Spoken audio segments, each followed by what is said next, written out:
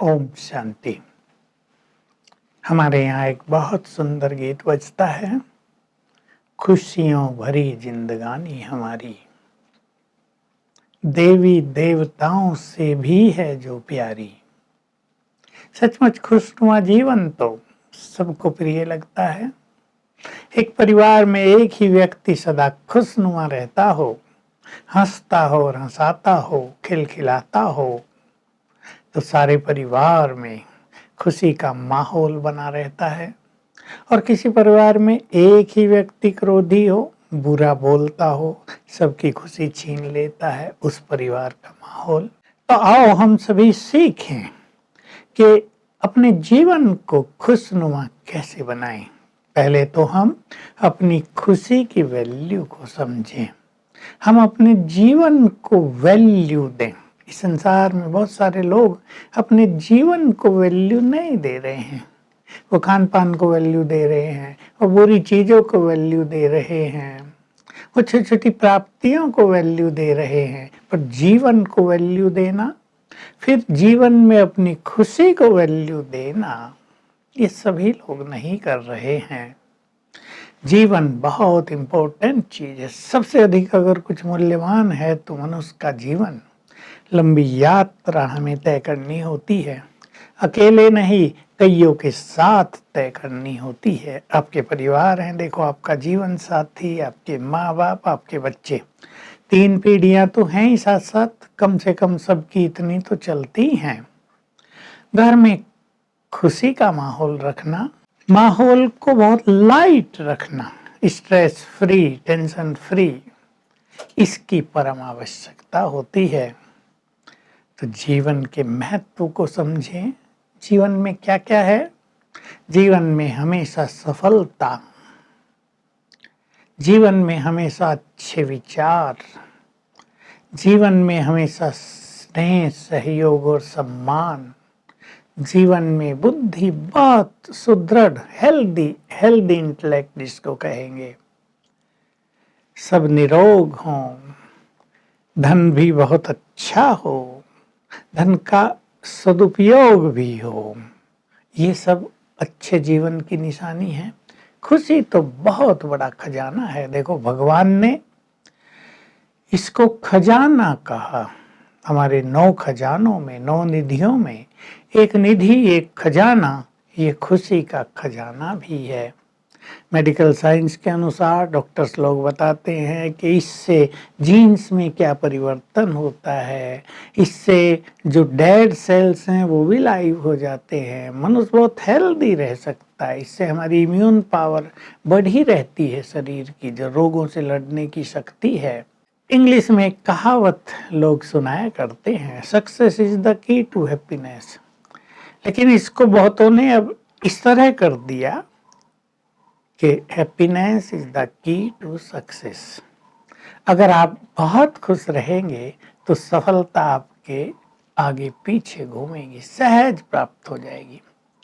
मैंने अपने जीवन में साक्षी होकर देखा, युवक आते हैं मेरे पास, कुमार कुमारियां, जो अच्छे क्वालिफाइड हैं और जिनको एक अच्छी जॉब मिल जाती है, मैं देखता हूँ उनकी मनोस्थिति बहुत सुंदर है, वो बहुत खुशनुमा हैं। वो संसार में जैसे रहते नहीं, कलयुग में नहीं रहते, कलयुग के इफेक्ट से दूर रहते हैं। सब कुछ अच्छा चलता है, फर्स्ट क्लास जॉब सहज ही मिलती है, पढ़ते पढ़ते मिल जाती है, जॉब में कोई समस्या नहीं होती, सहज प्रोग्रेस, प्रमोशन होती रहती है, वो आगे बढ़ते रहते हैं, अच्छे अच्छे काम करते रहते हैं। तो हमारी मनोस्थिति का श्रेष्ठ रहना, ये बहुत एक सुंदर चीज है, हम इस पे बहुत गौर किया करें। तो खुशी एक खजाना है, जैसे हम अपने और खजाने को, धन का भी हमारा एक खजाना है, हम उसको वेस्ट नहीं करेंगे। जो समझदार व्यक्ति होगा, जो बुद्धिमान होगा, वो अपने धन के खजाने को वेस्ट नहीं करेगा। वेस्ट केवल वो करते हैं जिन्हें जीवन की वैल्यू का पता नहीं होता, जिन्हें धन की वैल्यू का पता नहीं होता। और जो मनुष्य जिस चीज को वेस्ट करता है वो चीज उसे छोड़ के चली ही जाती है। इसलिए हमें अन्न को वेस्ट भी नहीं करना चाहिए, हमें समय को वेस्ट भी नहीं करना चाहिए, हमें धन को वेस्ट भी नहीं करना चाहिए। तो ये चीज़ें हमारी साथी हैं, जीवन में बहुत इम्पोर्टेंट हैं। तो जो ब्रह्मावत्स हैं, जिन्होंने भगवान को पहचान लिया है, उसे जान लिया है, जिनके जीवन में सत्य ज्ञान का प्रकाश आ गया है, इम्पोर्टेंट है, ध्यान दे इस बात पर, सत्य ज्ञान का प्रकाश, जिनकी खोज समाप्त हो गई है, ऐसे जो श्रेष्ठ ब्राह्मण आत्माएं हैं वो मेरे साथ चिंतन करें, इस तरह सोचें। यदि भगवान के बच्चे ही खुश नहीं होंगे तो भला कौन खुश होगा? यदि हम खुश नहीं होंगे, जिन्हें घर बैठे भगवान मिल गया, जिनको सत्य ज्ञान मिल गया, जिनको जीवन जीने का एक सच्चा रास्ता मिल गया, वही यदि खुश नहीं होंगे तो कौन खुश होगा? जिनकी कोई खोज बाकी नहीं रही। भगवान के मिलन के लिए कहा जाता है, एक बार भगवान से मिलन हो जाए, संसार में और कुछ पाने की इच्छा नहीं रहती। हमें तो घर बैठे वो मिल गया, वो हमारा परमपिता है, उसका मिलन तो होना ही चाहिए। और अगर हमारा परमात्मा से कभी मिलन हुआ ही ना होता तो उसके मिलने की चाह क्यों रहती मन में? क्यों भक्त और मनुष्य, बुद्धिमान और सन्यासी सोचते कि हे भगवान, एक बार तुम मिल जाओ तो बस जीवन सफल हो जाए। तो सोचें, जिनको घर बैठे भगवान का मिलन हुआ हो और जिनको अधिकार मिल गया हो, एक तो साकार में मिलन हुआ, फिर अधिकार मिल गया, तुम जब चाहे मुझसे मिलन कर लो, तो और क्या चाहिए? खूब मिलन करते हैं, उस मिलन से बहुत सुख मिलता है, सुख, खुशी भी और सुख भी। तो जिनको स्वर्ग का सहज मार्ग मिल गया हो, जिनको मुक्ति का सहज मार्ग मिल गया हो, जिनका जीवन साथी स्वयं भगवान बन गया हो, सोचो, भगवान जिनके लिए पिता, परम शिक्षक और परम सद्गुरु बनकर आ गया हो, वो ही यदि खुश नहीं रहेंगे तो कौन खुश रहेगा? तो अपनी प्राप्तियों की लिस्ट बना लें आप सभी, क्योंकि संसार में तो इस समय खुशी की बहुत आवश्यकता है। बहुत चीजें संसार में मिल गई हैं पर खुशी चली गई है, टेंशन बहुत हो गई है, प्रेशर बहुत हो गया है, समय कम पड़ रहा है। कंप्यूटर आदि को समय कम कर देना चाहिए था, हमारा बहुत काम हमें फिजिकली नहीं करने पड़ते। देखो, बैंक का काम ले लो, पहले एक एक चीज़ रजिस्टर में लिखनी पड़ती थी, उसका ध्यान भी रखना पड़ता था ये कहीं खो न जाए, और आज वो सब काम कंप्यूटराइज्ड है। तो जीवन सहज होना चाहिए था, पर सहज हुआ नहीं। तो अपनी प्राप्तियों को याद करें। आप सभी होमवर्क करेंगे, अपनी कम से कम 25 प्राप्तियों की लिस्ट बना लें। क्या क्या मिला इस जीवन में? देखो, संसार में मनुष्यों को क्या मिला? ठीक है, अच्छी एजुकेशन मिल गई। जब हम छोटे थे, 60-65 साल पहले, एजुकेशन का अभाव था। एक आध व्यक्ति गांव में पढ़ा लिखा होता था, चिट्ठी आती थी तो उसके ही पास जाते थे सब लोग। आज घर घर में एजुकेशन पहुंच गई है। साइकिलें निकली थी उन दिनों, जिसके पास साइकिल होती थी उसको लोग बड़े ध्यान से देखते थे, बड़ा भाग्यवान है। अब पैदल नहीं चलना पड़ रहा, पहले घोड़े होते थे, पैदल चलते थे लोग। मिला सब कुछ, आज और सुखों के साधन मिल गए, पर फिर भी मनुष्य ने खुशी खोई है। देखिए, बीमारियां बढ़ गई तो खुशी छीनने लगी, धन बढ़ा तो और कई समस्याएं बढ़ी, खुशी छीनने लगी। तो संसार में तो लोगों को क्या मिला और हम सबको क्या मिला? कलयुग का अंत आ गया, युग परिवर्तन का समय आ गया, प्रकृति ने अपने को चेंज करना शुरू कर दिया है। समय अब तेजी से बदलेगा, हमारे सामने नए नए दृश्य आएंगे, संसार के, केवल व्यक्तिगत तौर पर नहीं, संसार में नए नए दृश्य आएंगे। हम सबको सत्य ज्ञान है कि वो आएंगे, उन्हें हमें साक्षी होकर देखना है। हम उन्हें पार करेंगे। हमारे साथ स्वयं भगवान है, उसका सत्य ज्ञान है, उसकी शक्तियां हैं, उसके ब्लेसिंग्स हैं, उसका प्यार है, तो हम सुखी हो गए ना। संसार में तो अचानक बहुत चीजें आएंगी, जैसे अब आई ये कोरोना, तो लोगों को ये पता नहीं होगा अब हम क्या करें। पहले मनुष्य बहुत बिजी होता था, बिल्कुल फ्री हो गया, तो भी अब फ्री लाइफ भी 5-7 दिन तो एंजॉय की जा सकती है, सदा तो नहीं की जा सकती। फ्री लाइफ और मनुष्य कहीं घूमे फिरे तो भी उसको आराम से आनंद पूर्वक व्यतीत कर सकता है, अब वो भी नहीं है। तो दुनिया को क्या और हमें क्या, दोनों का कंपैरिजन करें आप, तो एक लिस्ट बनाएंगे परमात्म मिलन के साथ। जैसे ही उसका सत्य ज्ञान मिला, जैसे ही उसके वरदान मिले, हमें और क्या क्या मिला।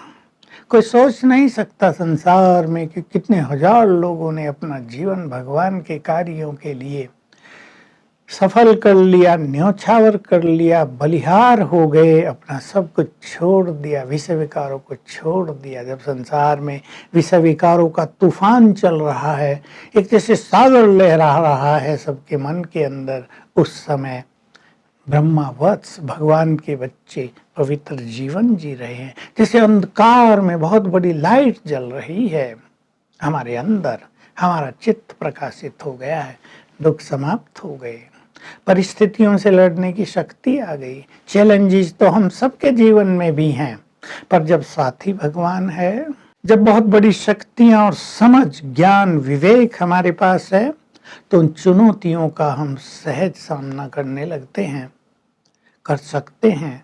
और वे चुनौतियां, वो चैलेंजेस ऑफ लाइफ हमें शक्ति प्रदान करते हैं। देखो, कुश्ती हो रही है, एक पहलवान हारता है, एक हारेगा, एक जीतेगा।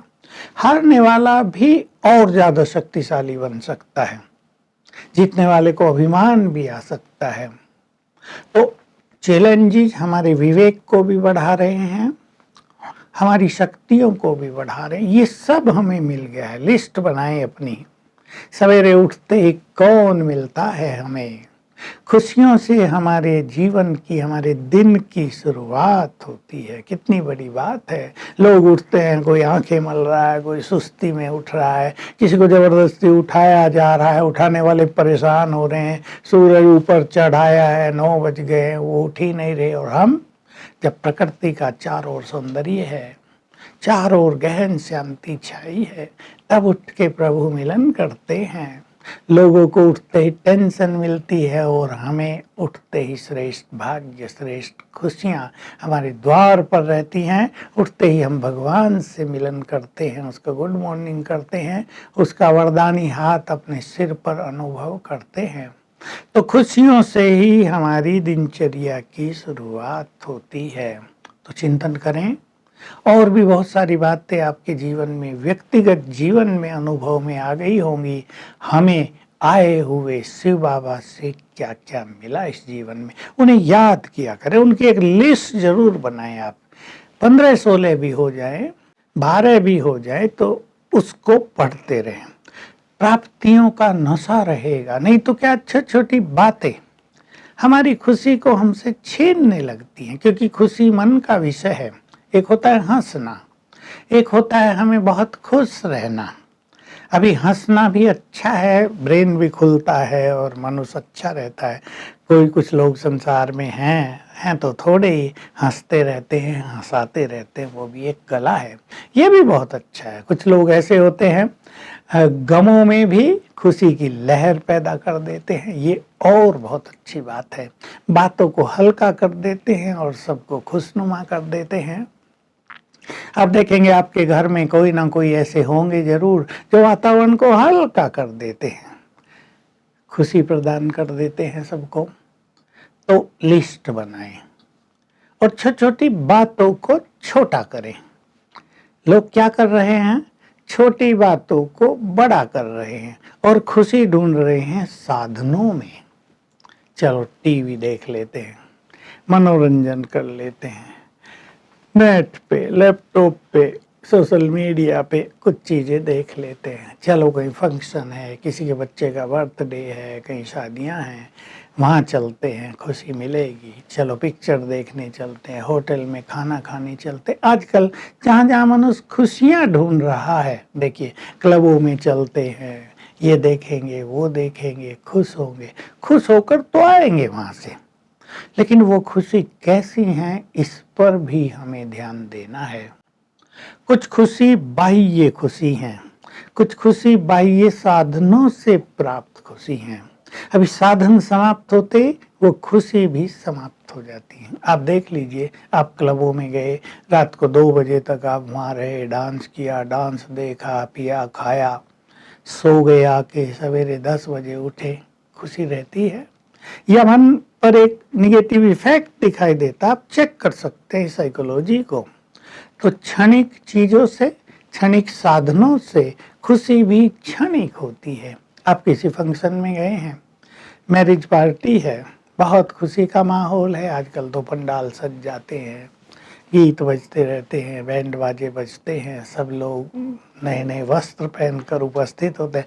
नो डाउट बहुत खुशी का माहौल होता है। लेकिन अगर आपका मन वहाँ किसी बात से उदास हो, आपके घर में कोई झगड़ा हो, या वहीं कुछ आप ऐसी चीज देख लें जो आपको नापसंद हो, तो देखिए आपकी खुशी कितना समय रहती है।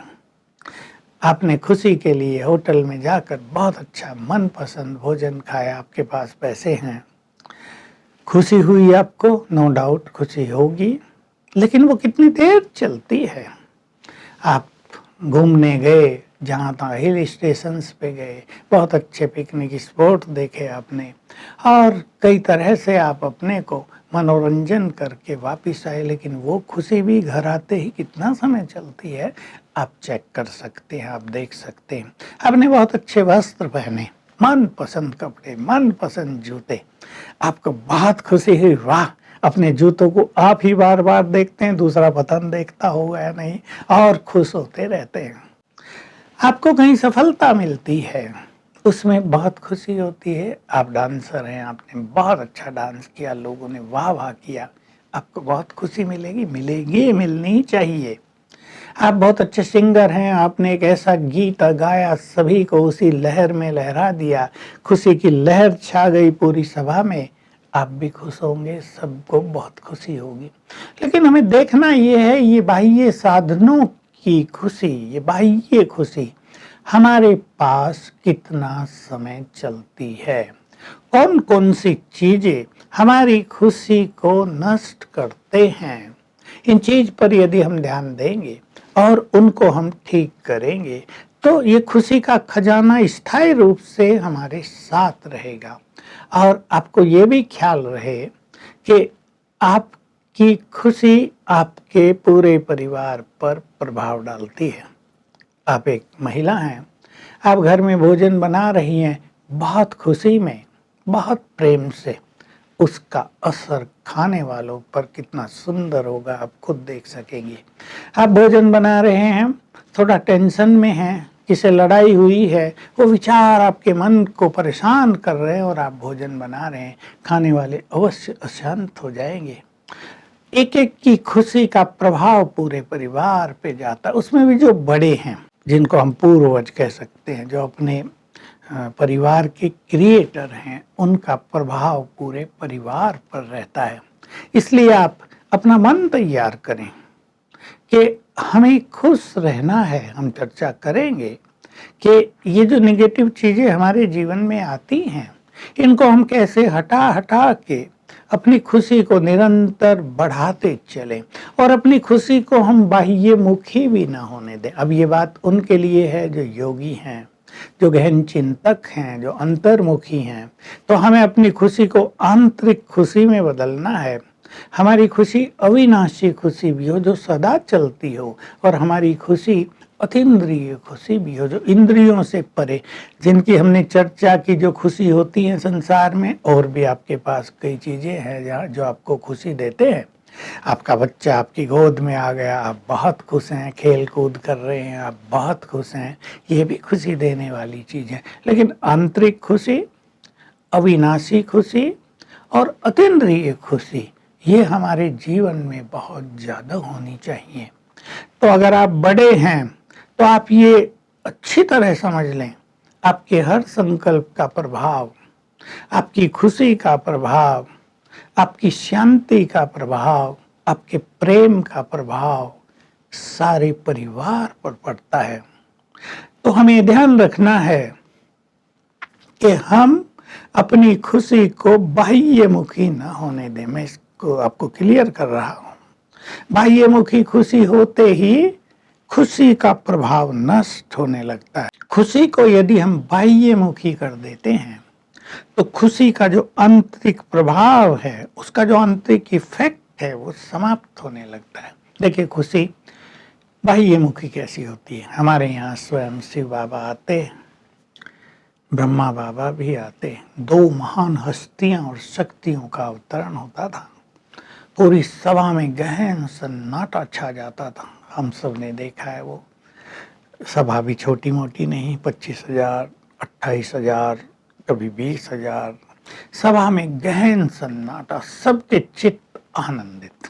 प्रोग्राम पूरा होता था, लोग भोजन पर जाते थे, हम देखते थे। लोग बहुत खुशियों में हैं, अपनी खुशी का वर्णन कर रहे हैं। वाह, भगवान को देख लिया, वाह क्या सुंदर अनुभव था, हमने तो कभी सोचा भी नहीं था कि ऐसा ऐसा हो जाएगा, हमारे तो भाग्य जग गए। अपने टीचर को भी धन्यवाद दे रहे हैं जो उनको लेकर आई है। हमारा तो जीवन सफल हो गया, इस जीवन में हम भगवान से इस तरह मिल लिए, उसको आंखों से देख लिया। जो आंखों से नहीं दिखाई देता, उसको देखने के लिए तीसरा नेत्र मिला, देख लिया, तो बहुत खुश हैं। भोजन पे गए, डाइनिंग हॉल में हजारों लोग भोजन कर रहे हैं, खुशी का माहौल है, चर्चा हो रही है, खुश हो रहे हैं, हंस रहे हैं। एक ये स्थिति। दूसरे कुछ लोग इस सीन को देखकर अपने रूम में चले गए हैं, थोड़ा एकांत में चले गए हैं और चिंतन कर रहे हैं, गहराई से अंतर्मुखी हो गए हैं।